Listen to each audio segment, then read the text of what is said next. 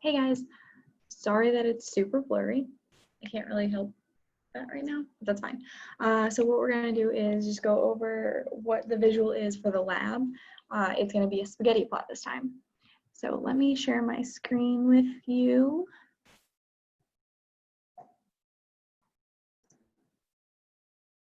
Okay, so you're going to get an Excel document that is a template for what you're going to be creating. So what I have shown on the screen right now. And you're also going to get values. Each lab is going to get different values, so your chart is not going to look exactly like another person that's in your class, possibly, depending on what lab section they're in. So if you can see, we have our pre-hit versus post-hit values. All I did was type those numbers in. So what you're going to have, let me share another screen with you. What you're going to get is going to be something similar to this, where you have your participant information, and so what I have highlighted here are your VO2 max values for your pre-hit and your post-hit.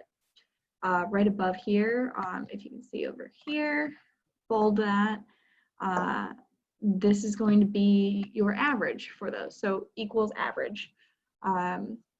This is what you're going to be looking at, and then you're going to type them into this document, okay?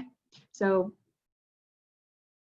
as soon as you end up typing it in, this graph will populate. You will have to edit it a little bit in that it's not in the same font, or you may have to change the axes since the axes when I first created this was a little bit too large.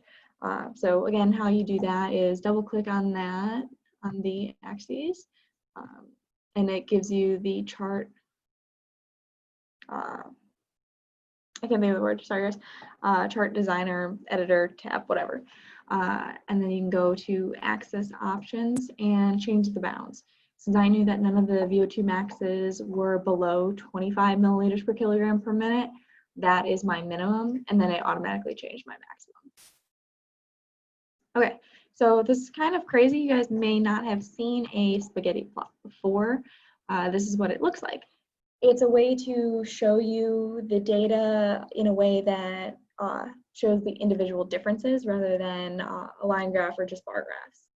We do have bar graphs in here, and you can see wherever the top of the bars are, that's where the mean values are for that group. So the mean value for the pre-hit group in this data set is 35.89 milliliters per kilogram per minute, and it's a little bit higher for the post-hit, 38.85. Let's see, so you are going to have to edit the axes, make sure that same thing that you did on the last one, go ahead and Times New Roman, and it didn't change that. One more time, Times New Roman, okay, and go ahead and make the font black for that. Same for the bottom section.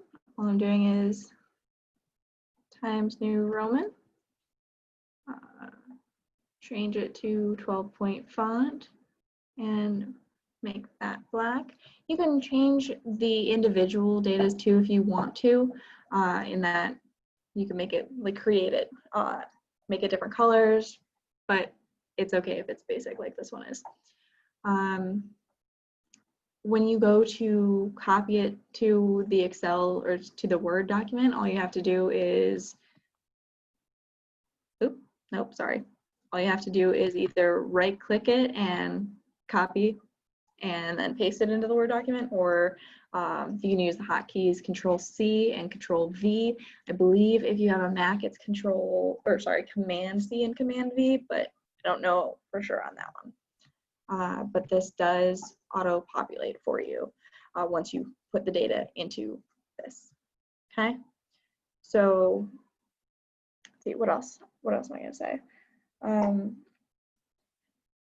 With the mean, so we see that the post-hit for this situation is higher than the VO2 for the pre-hit.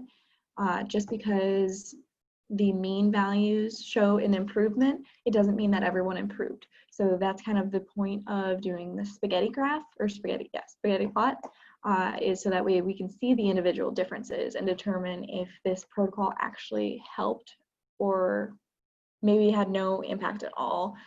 Some people may even decrease after the 5 weeks. So all of the dots are showing individual people. So the one right now that I'm clicking on showed that the individual started with a VO2 of 49.4, and then after the 5 weeks, they showed 45.61. In your discussion, you could explain or speculate why you think some people may have dropped or some people increased.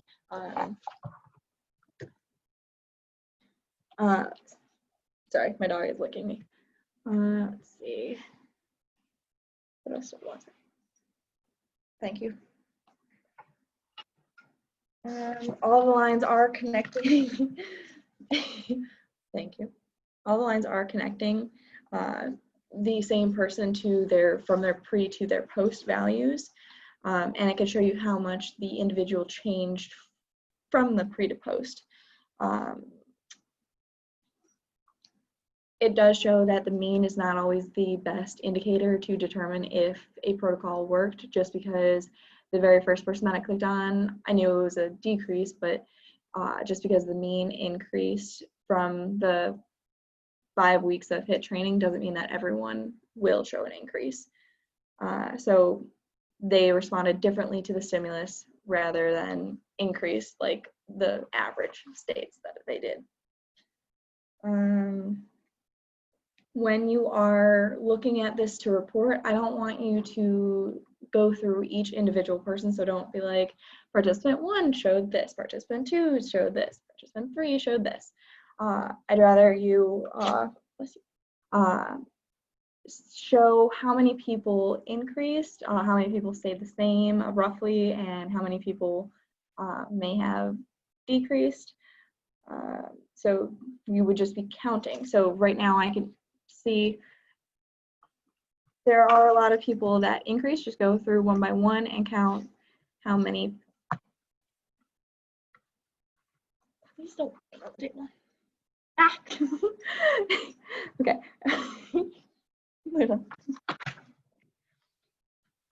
Sorry, guys.